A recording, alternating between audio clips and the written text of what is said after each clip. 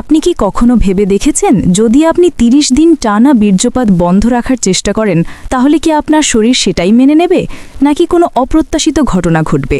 আজকের এই ভিডিওতে আমি এমন এক সচরাচর কিন্তু অনেকের কাছে কৌতূহল ও দ্বিধা জাগা নিয়ে বিষয় নিয়ে কথা বলবো, পুরুষদের বীর্য, সিমেন বা শুক্রদ্রব্য এবং সেটি নিয়ন্ত্রণ করার চেষ্টা, বিশেষত যারা নিয়মিত হস্তমৈথুন বা মাস্টারবেশন করেন তাদের জন্য কেন ৩০ দিন টানা শূন্য থাকার লক্ষ্য বাস্তবসম্মত নয়, কোন ভুল ধারণাগুলো আছে এবং অনুপ্রেরণা ও টেকনিক্যাল ভদ্রপথে কিভাবে এই অভ্যস্ততা ধীরে ধীরে নিয়ন্ত্রণ করা সম্ভব, সবকিছুই সহজ, স্পষ্ট এবং বাস্তবভিত্তিক ভাষায় জানাবো।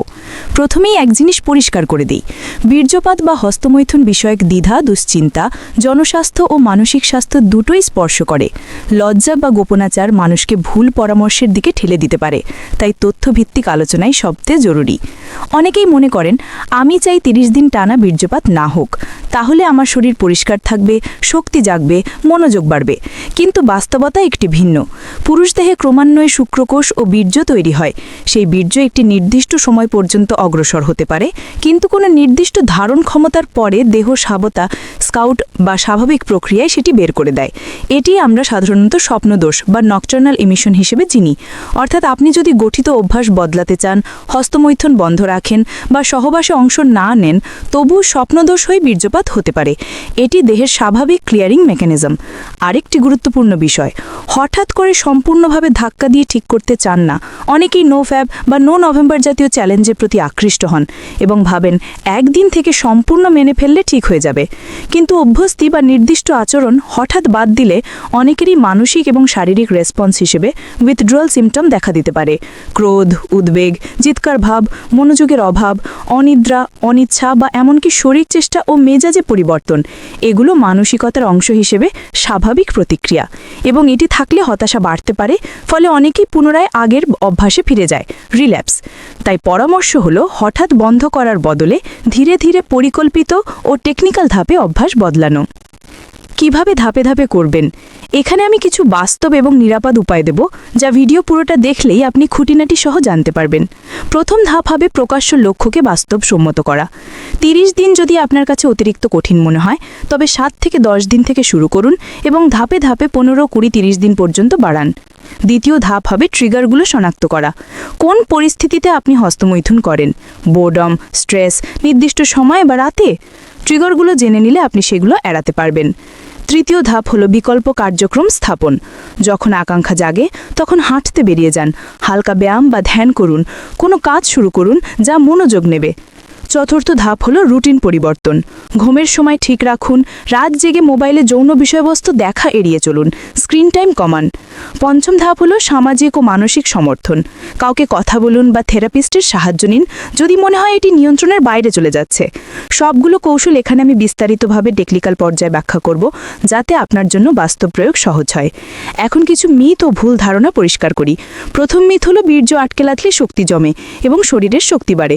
বৈজ্ঞানিকভাবে বীর্য আটকে রাখার ফলে শরীরে কোনো অতিরিক্ত শক্তি আভাসিত হবে এমন কোনো নির্ভরযোগ্য প্রমাণ নেই।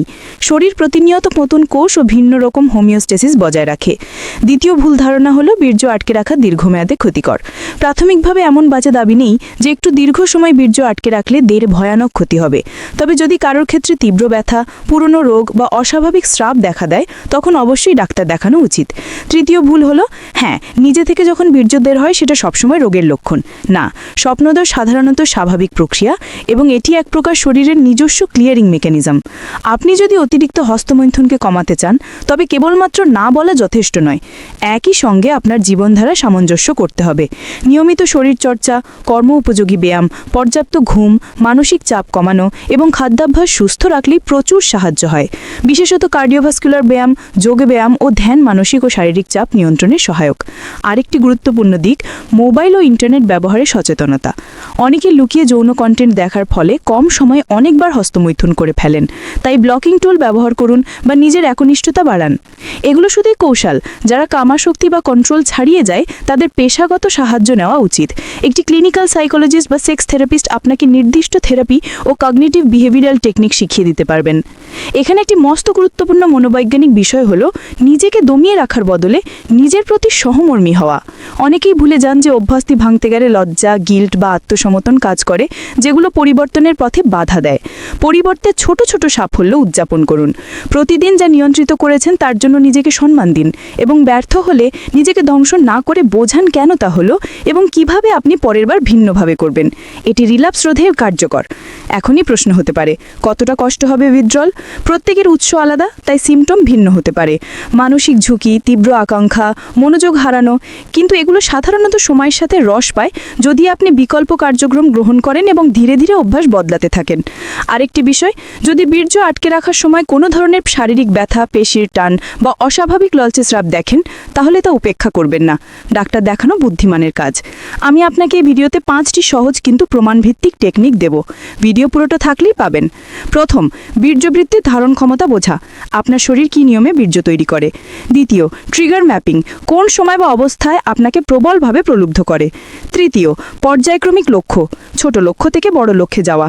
চতুর্থ, ব্যাকআপ প্ল্যান। রিল্যাপস হলে কি করবেন। কোনো শাস্তি নয়, বরং রিকভারি রুটিন। এবং পঞ্চম, পেশাগত সহায়তা জানার সূচি। কখন থেরাপিস্টের দরকার। এগুলো প্রতিটি কিভাবে বাস্তবে কাজে লাগবে তার উদাহরণ এবং ডেইলি রুটিন থাকবে। শেষে একটি বড় মনস্তাত্ত্বিক বার্তা। এটা মনে রাখবেন যে যৌন অভ্যাস বা হস্তমৈথুন নিয়ে লজ্জা বোধ করে নিজেকে অপরাধী বানালে আপনি সমস্যার গভীরে ডুবে যেতে পারেন। পরিবর্তে তথ্যভিত্তিক, ধৈর্যশীল এবং সহানুভূতিশীল উপায়ে নিজেকে গঠন করুন। এতে আপনি স্থায়ীভাবে পরিবর্তন আনতে পারবেন। যদি আপনি চান, আমি পরবর্তী ভিডিওতে 30 দিনের বাস্তবিক স্টেপ বাই স্টেপ প্ল্যান শেয়ার করব। প্রতিদিন কি করণীয়, কোন সময় কি ক্ষতির সম্ভাবনা আছে এবং কিভাবে রিল্যাপস হলে পুনরায় উঠে দাঁড়াতে হবে, সবকিছু বিস্তারিত এবং বাস্তব উদাহরণ সহ। এখনও যদি প্রশ্ন থাকে, আপনি কি 30 দিন টেকবেন? হয়তো, কিন্তু আরও গুরুত্বপূর্ণ প্রশ্ন হলো, আপনি কি স্থায়ী বদল চান নাকি কেবল 30 দিনের কৃতিত্ব? স্থায়ী বদলের জন্য পরিকল্পনা, ধৈর্য, বৈকল্প অভ্যাস ও প্রয়োজনে পেশাগত সাহায্যই সবচেয়ে কার্যকর। এখন ভিডিওটা পুরোটা দেখুন। আমি পরের অংশে ধাপে ধাপে একটি বাস্তব রবিবার শুরু থেকে শুরু করে 30 দিনের রুটিন পর্যন্ত সব কিছু দেব এবং বলবো কোন ভুলগুলোকে যে করে আপনি সহজেই এড়িয়ে যেতে পারবেন। মনে রাখবেন, আপনি একা নন। হাজারো মানুষ এই দ্বন্দ্বে আছে এবং সঠিক তথ্য ও সুপরিকল্পিত অ্যাকশন প্ল্যান আপনাকে সাহায্য করবে। এখন ভিডিওটা পুরোটা দেখুন।